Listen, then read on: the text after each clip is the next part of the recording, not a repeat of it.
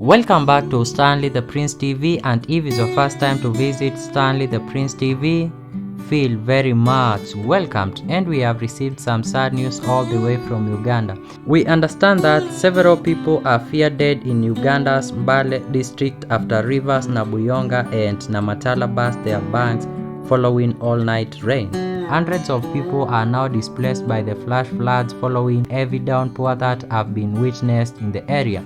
Take a look of some of the pictures and please make sure that you subscribe to get more updates.